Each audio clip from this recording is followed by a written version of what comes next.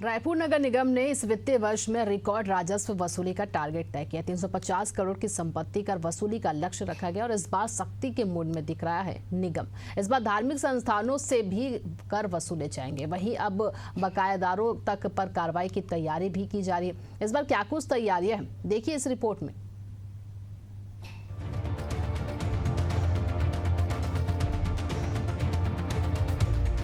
राजधानी रायपुर में नगर निगम इस बार 350 करोड़ रुपए की संपत्ति कर वसूली का लक्ष्य लेकर चला है। इसमें 50,000 ऐसे प्रॉपर्टी भी शामिल हैं जिनसे बीते साल कोई वसूली नहीं हो सकी थी।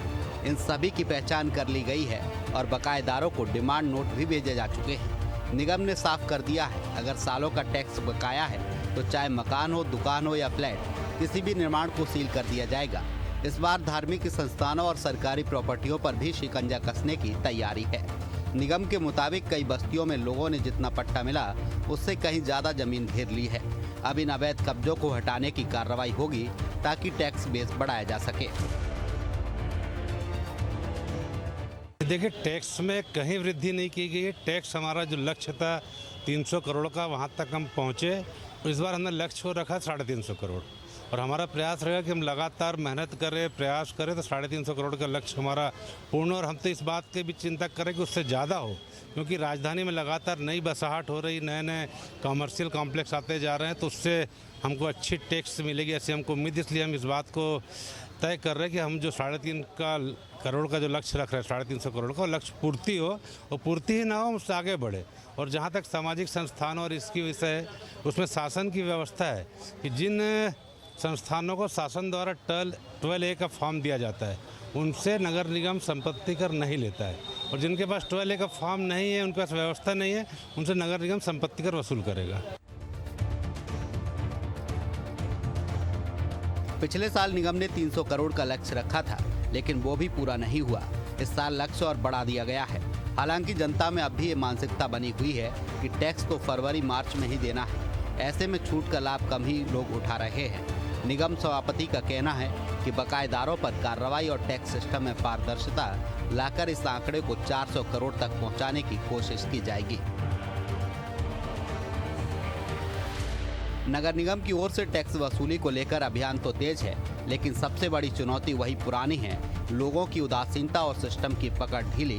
देखना होगा कि 2025-26 में राजस्व वसूली का टारगेट पूरा हो पाता है या नहीं। राजस्व वसूली को लेकर इस बार नगर निगम संजीदा दिख रही है और इस बार टारगेट जो है बड़ा रखा है। जिस तरीके से पिछले बार लगभग 300 करोड़ का टारगेट था, इस बार बढ़ाकर 350 करोड़ का टारगेट रखा गया है और इसके लिए बाज़ाब्ता अलग अलग जगहों का चिन्हांकन किया गया है जहां से टैक्स वसूली नहीं किया जा सकता था। इस बार लगभग 50,000 ऐसे प्रॉपर्टी हैं जिनको चिन्हांकित करके उन्हें डिमांड भेजा गया है, उन्हें नोटिस भेजा गया है कि इस बार जो है प्रॉपर्टी के राजस्व में उससे लिया जाएगा। लेकिन इस बार ख़ास ये भी रहा कि अब जो है धर्म से संबंधित धार्मिक स्थलों से भी टैक्स लिया जाएगा, जिसके तहत नगर निगम ने तैयारी कर ली है।